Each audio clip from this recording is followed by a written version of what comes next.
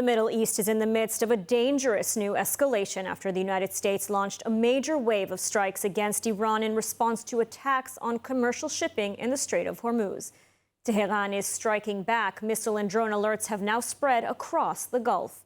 ILTV's Steve Leibovitz has the latest. The U.S. launched a major wave of strikes against Iran in response to attacks on commercial shipping in the Strait of Hormuz. Tehran is striking back with missile and drone alerts ringing out in Kuwait and Bahrain, with Iran saying it's targeting U.S. military sites in those countries. U.S. Central Command said it struck more than 80 targets across southern Iran after 3 commercial tankers were attacked in the Strait of Hormuz. The targets included Iranian air defenses, coastal radar sites, anti-ship missiles, command centers, and more than 60 Islamic Revolutionary Guard Corps fast attack boats. Washington said the strikes were intended to impose heavy costs on Iran for attacking international shipping, while the Trump administration also revoked a sanctions waiver that had allowed Iran to export oil, increasing economic pressure on Tehran.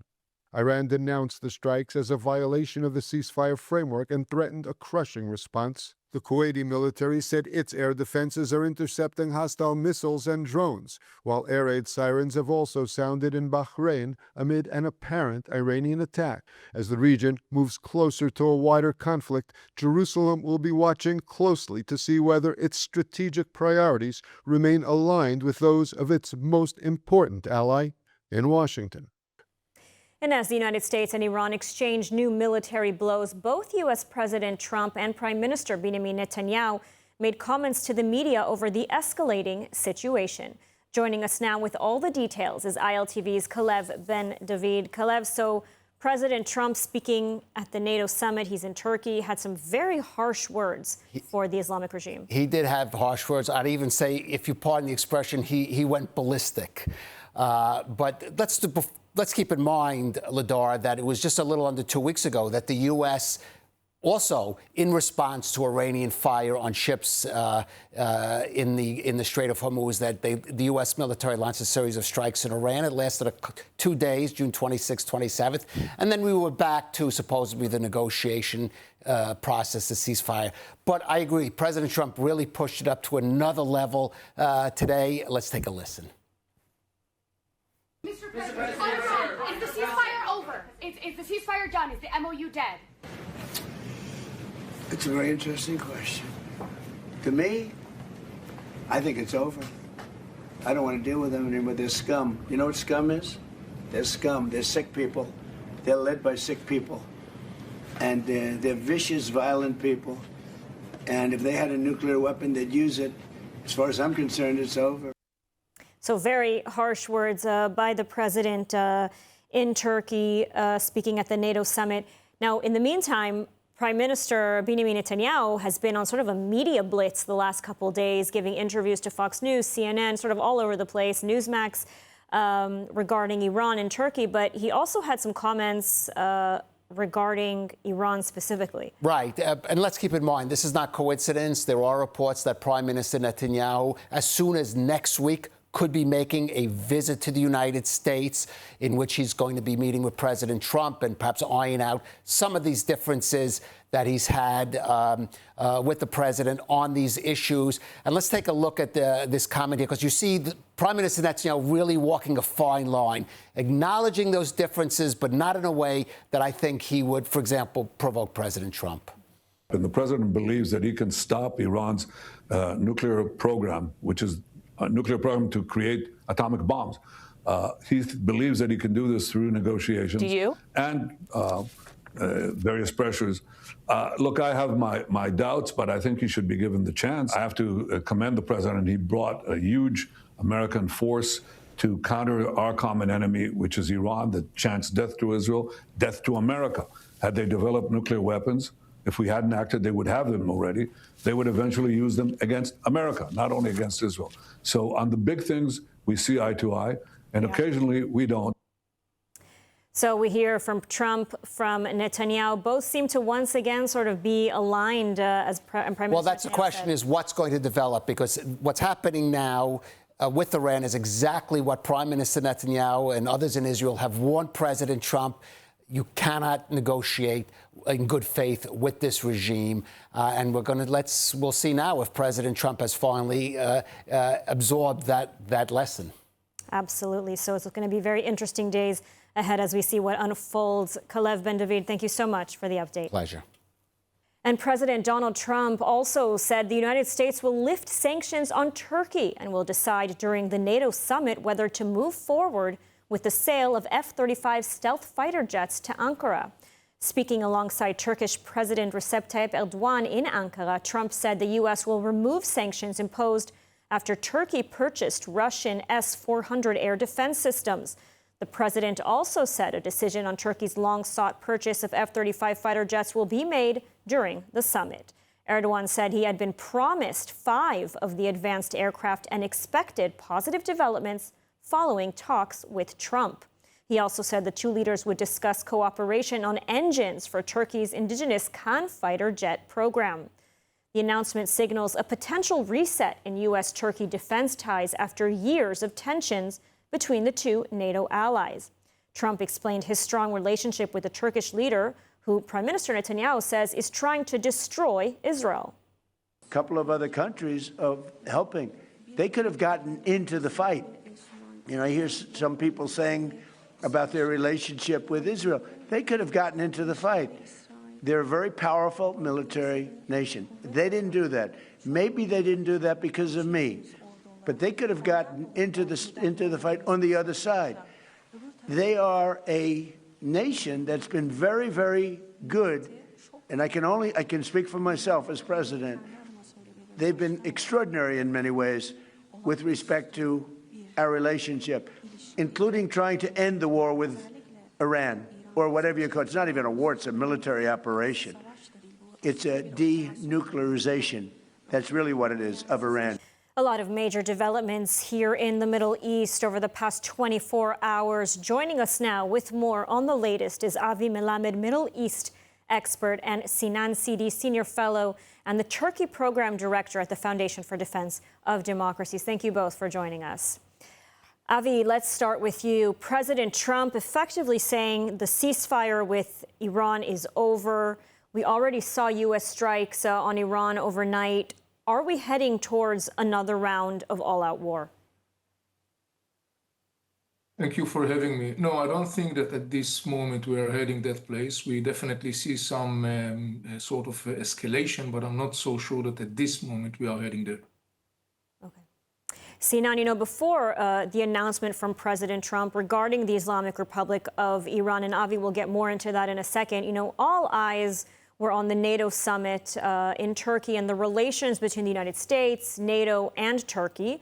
Now, we've seen Trump sort of cozying up to Erdogan, despite his very hostile rhetoric and actions towards Israel and towards the West, and his close ties to Russia and even to China. So what do you make of all this? Yeah, it's puzzling. I think it's interesting to sort of see what the final press statement or press conference that will emanate out of the NATO summit will look like in a couple of hours or less, maybe.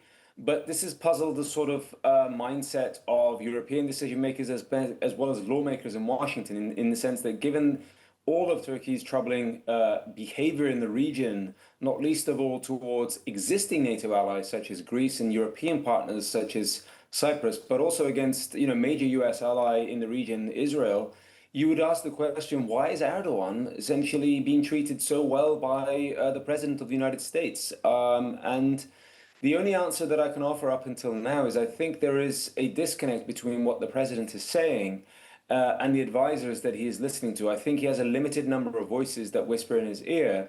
And if the president were to sort of broaden that sort of scope and listen to a broader array of lawmakers in his own party, his administration, but also across the political divide in the United States, I think is going to get some more real sort of analysis of Turkey and really take a step back and say, wait a minute, have I really configured my perception of Turkey in a slightly mistaken way?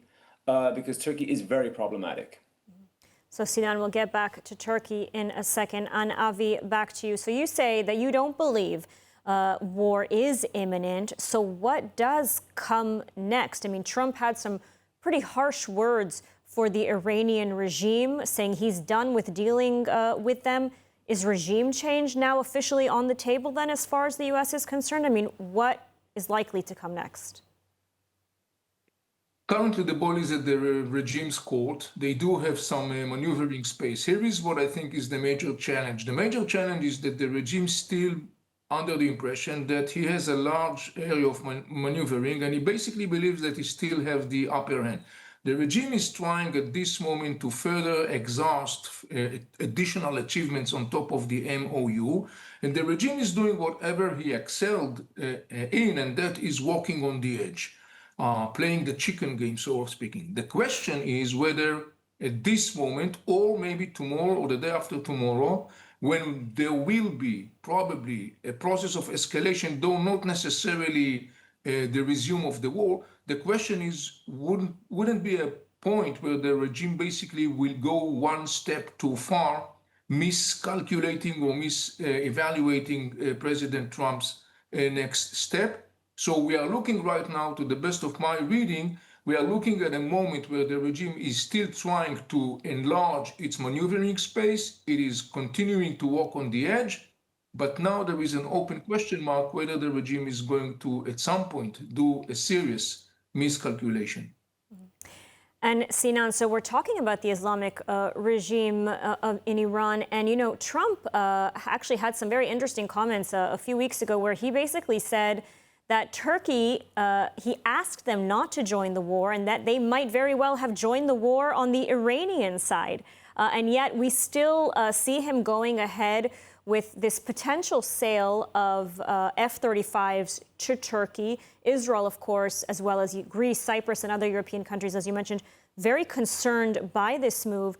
So why would President Trump move ahead with such a deal? I mean, he himself said that Turkey might as well have been on the other side of NATO and U.S. In this war. So, I mean, how do you explain that? Yeah, I think that, you know, look, the rational explanation is not in our sort of employment right now. I mean, it's very hard to understand what motivates the president to essentially sort of what he said he was preparing to give Turkey some very good news on the F-35 front. And we should note that, you know, he cannot wave a magic wand on the F-35 issue and issue an executive order which would countermand existing laws and sanctions in the United States that prevent Turkey acquiring the F-35. And if he does try to make a move on this at the press conference or thereafter, what lawmakers have signaled here in Washington over the last 24, if not 48 hours, is to suggest that the president and the administration would face significant headwinds because bipartisan members of Congress are suggesting and saying to the president, look, if you press ahead with this, you're going to have problems because we're going to issue the joint disapproval legislation and essentially really sort of put the president in a bind into a sort of conflictual relationship with Congress. And we're just months out from the midterms here. And the last thing that the president and the administration or even lawmakers want is a conflict with the administration. So they've got to sort of keep their eye on the ball. And just let's be clear, you know, the thing that prevents legally the F-35 from being delivered to Turkey is Turkey's maintenance of the S-400 Russian missile defense system, which imperils the stealth capabilities of the F-35 fighter, not just for the United States, but for any country that operates this fifth-generation advanced fighter. And the worry is if Turkey has the F-35 and operates the S-400 or activates it at the same time, then the stealth capabilities of the F-35 could be shared with the Russians, possibly the Chinese, the Iranians, and any other adversary that the West has. And that's not just an academic debate. That would likely cost lives of F-35 operators, and we don't want that.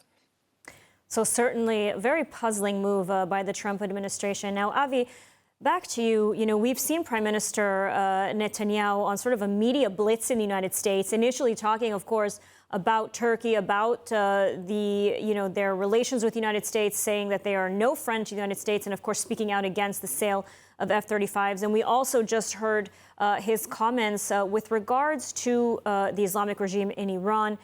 You know, If this conflict is renewed in some sense with the Islamic regime, would Israel play an active role? Netanyahu saying that Israeli strikes against Iran, even going at it alone, is not off the table. I'm not so sure. It depends what will be the circumstances. If the Iranians are going to attack Israel in a situation of resuming the war, of course you could expect Israel will proactively move in. I'm not so sure to say that Israel automatically will move in a situation of the resume of the war.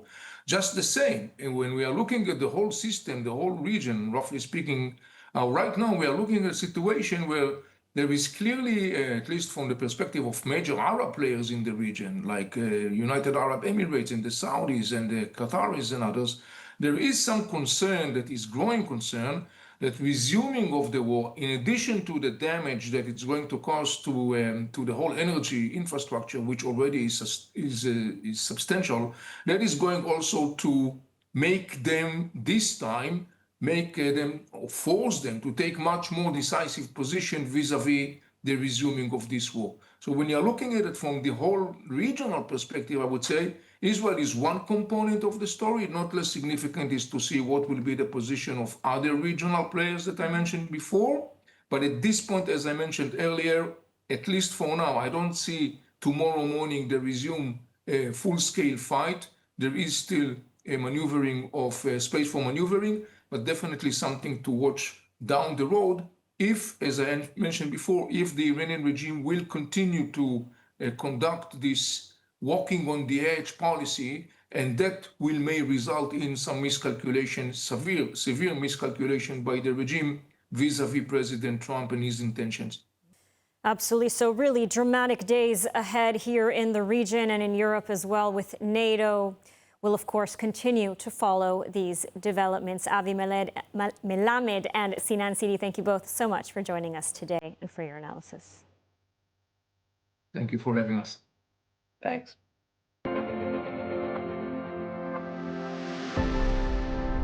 At U Haifa International, academic excellence isn't just a standard, it's a way of life. With 21 English-taught master's programs, world-class faculty, and Israel's top national score in the Times Higher Education Impact Rankings, students grow in every direction. If you really want to challenge yourself academically, grow in a very diverse community, and be immersed in such an important and significant environment, University of Haifa is the place for you. Located on the stunning Carmel Ridge, the U Haifa blends academic excellence with a welcoming community. U Haifa International has a great combination of top-notch academics with a great community of students. Whether you're pursuing a one-year master's or diving into research, U Haifa gives you the tools, mentorship, and real-life insight to make your mark on the world. U Haifa International. Master your mind, live your Israel experience.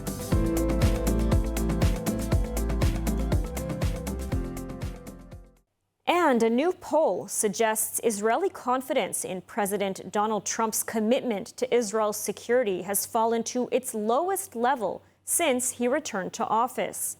Only 28% of Israelis believe President Donald Trump considers Israel's security one of his main priorities. This, according to a new Israel Democracy Institute poll. 81% of left-wing voters, 73% of centrists, and even 65% of right-wing respondents said they do not believe Trump is putting Israel's security first. The poll also suggests many Israelis are unconvinced the joint U.S. military campaign against Iran has left the country in a stronger position. Just 38% said Israel is strategically better off today than before the conflict. And a U.S. poll is raising eyebrows after finding that American Jews prefer New York Mayor Zohran Mamdani over Israeli Prime Minister Benjamin Netanyahu. 44% of American Jews have a favorable view of Mamdani, compared with just 32% over Netanyahu. 75 years ago, a bold idea helped build a nation. Since then, Israel Bonds has helped power growth, innovation, and resilience across Israel. Generation after generation, investors have turned values into action.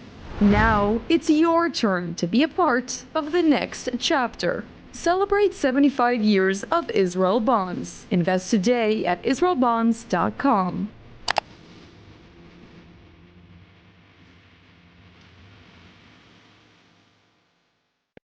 And our final story, the World Jewish Congress Israel, in cooperation with the International Diplomacy Initiative, recently launched the Diplomatic Dialogue Series, bringing together young diplomats serving in Israel and members of the WJC's Jewish Diplomatic Corps. Through expert discussions and meaningful conversations, the initiative is fostering dialogue, building connections, and strengthening international engagement.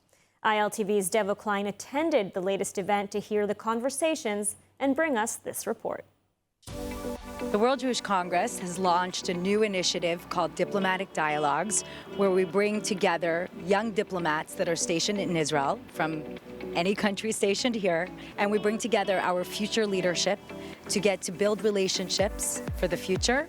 We find that many diplomats that come here at a young age and then they go out to their posts around the world end up coming back later in senior positions, and building those relationships at this point are so pivotal to maintain relationships for the Jewish people. Tens of diplomats from several countries around the world gather to network and mingle in Tel Aviv. Participants in the World Jewish Congress Young Diplomats program offers real-time opportunities to connect with senior diplomats and expand professional horizons. Hosted by Startup Nation Central, the event included an informative lecture about the role of Israel in the world of startups and how it applies to the world of diplomacy.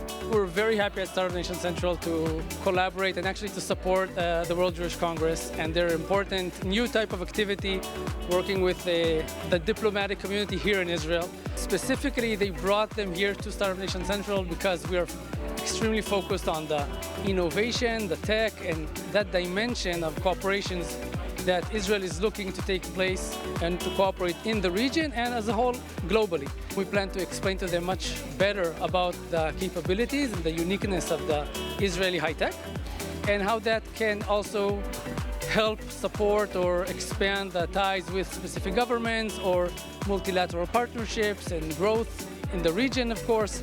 So that's what we mostly focus on day in, day out here at Startup Nation Central. But it's not just about connections. These are the future engines of Israel's prosperity and economic strength. It pulls the youth to learn studies in the universities, encourages people to go into technological units in the army, and of course, needless to say, all the venture capital and all the investment that comes into Israel and is really a magnet for investments. And this is extremely important to keep it like this. So we want to take care of this precious jewel that we have here in Israel. This is the mission of the World Jewish Congress: connecting, broadening opportunities, strengthening Israel, and protecting its future. The World Jewish Congress is very invested in the future.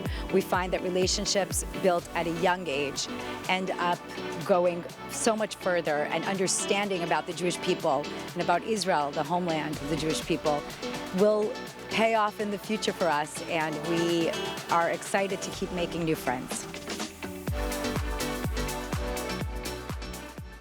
And now let's take a look at the weather forecast. Clear skies are expected around most of the country tonight, with temperatures reaching lows of 22 degrees Celsius or 71 degrees Fahrenheit.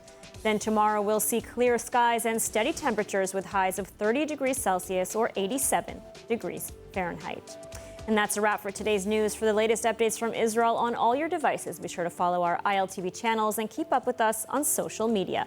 That's at ILTV_Israel on all platforms. You can also catch us on Screen IL with 24/7 live coverage. Stay informed with the latest news straight from the heart of Israel. I'm Ladar Gravelazi. Be well, and thank you so much for watching.